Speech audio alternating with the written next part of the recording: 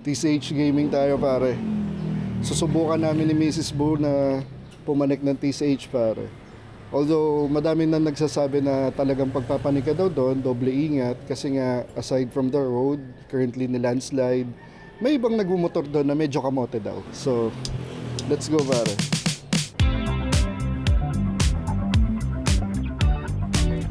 Biyahe tayo ng TCH pare.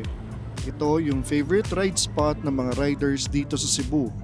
Ang TCH o ang Trans Central Highway ay ang scenic mountain road na nagkokonekta sa Cebu City papuntang Balamban. Tinatawag din itong N815. Kaya paborito ito ng mga riders dahil bukod sa maganda ang views, madami ring twisties dito. Para kang nag-ride ng Marilaki ang datingan nito.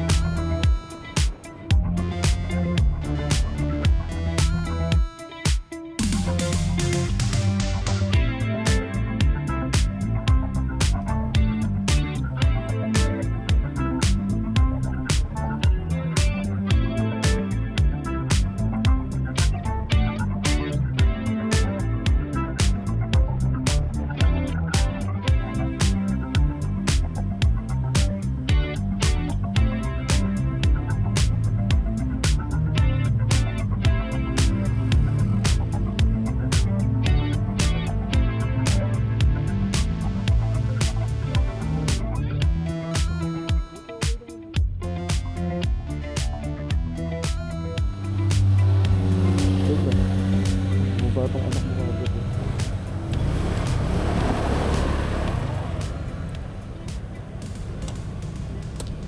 Saka po para makapagpalamig din ng motor. Oo. Hindi ako kakain mo. So minto muna kami kasi we're 40 minutes away na lang naman dun sa TCH apparel. Naramdaman ko na binababa ni Jairo yung binti niya. So I opted na magpahinga muna kami. And also, kanina pa puro paahon dito sa lugar na to. Baka naman, syempre, kabisado itong motor na to, nirentahan lang to, diba? So, syempre, safety first pa rin. Parang yung hinintuan namin, to be honest, hindi ko alam kung nasaan lugar ako. Pero basta papunta nga ito ng TCH Apparel. Para tingnan nyo, ang daming tinitindang mga halaman. Tapos malamig dito pare, parang Baguio. Parang nasa Baguio. Ganun yung pakiramdam. Nag-testing mo ba? Tinatanong lang kaka. O baka pungko-pungko. Pwede kang kumain. Parang pungko-pungko siguro. Ano, masarap? Sarap. 50 pesos lang. Dami ah. Ito nga yung pungko-pungko bo. Yan ba yan? Madami yan. May egg pa yan. Na may, parang stuffed egg. May ano tawag nito? Yung pulutan na ano? Yung bulaklak. May chicken, may lumpia. May crab. Oh, yun. Oo, meron pa doon crab. Mainit yung araw pero malamig yung hangin. Mas malamig dun sa kwarto. Sira, ito natural ano to.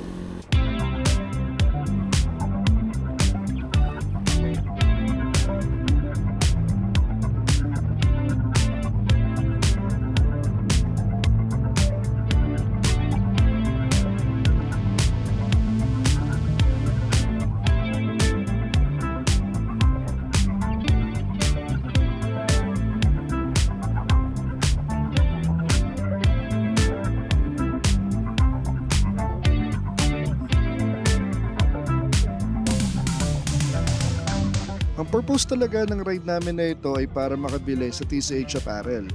Para itong reward na rin sa ginagawa naming ride. Merong mga set of rules ang TCH Apparel para makabili ka sa kanila.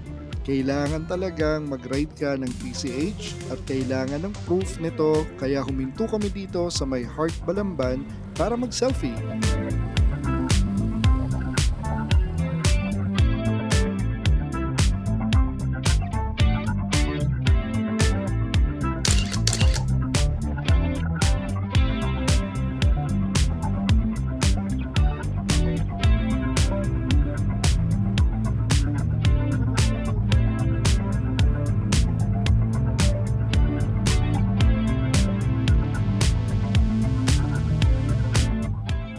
Dito sa part ng TCH na ito, nakita namin ang napakadaming landslides dahil ito sa Bagyong Tino na puminsala sa Cebu nito lang November 2025. Sa totoo lang, madami kaming napagtanungan na hindi pa daw safe tahakin ng TCH dahil sa mga pinsala dito.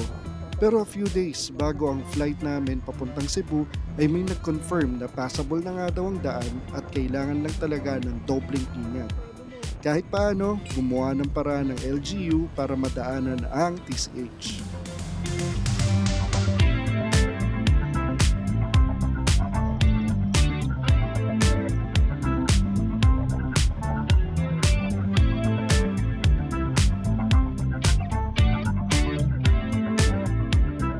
Magandang hapon po sir. Umaga pa. Ay, o nga pala, umaga pa. Grabe. From QC po kami, pero ako originally from Nueva Ecija. Okay. Saan sa QC? Sa may Balintawak area lang naman. Okay.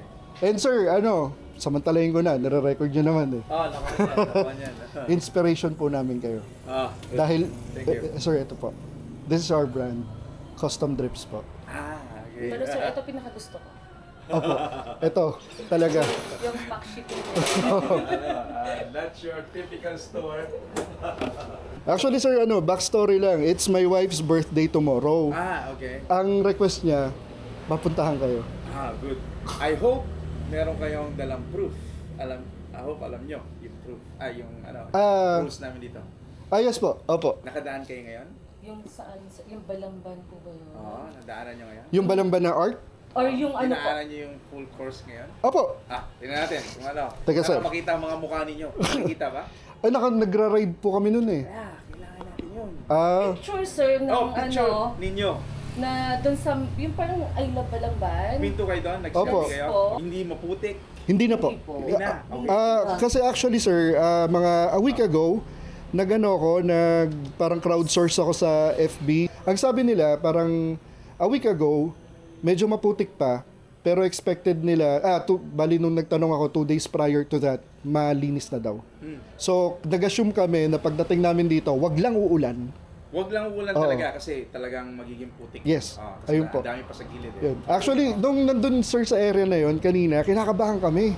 Dahil sabi namin, makulimlim. Biglang kumilim. Oo.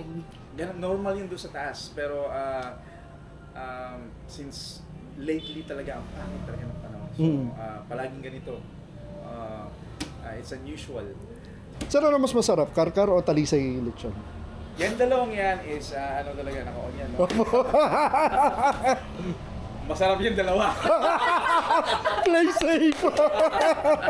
Sir, mamaya bulong mo sa akin. Hindi, pares talaga yan. No joke. Pares silang masarap. Oo. So, pares yan silang yung dalawang yan, na-try ko na.